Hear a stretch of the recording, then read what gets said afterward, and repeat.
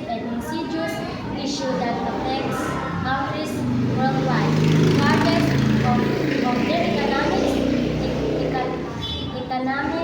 economic status or levels of development.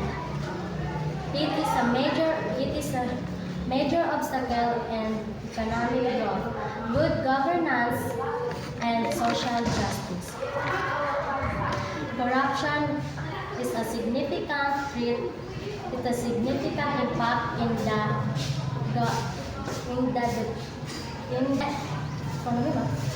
economy.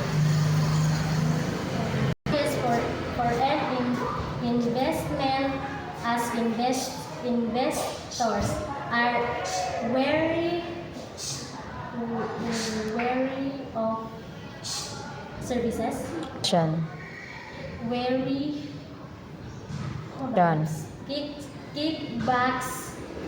kickbacks and forms of corruption. In conclusion, corruption is a threat to global government and development. It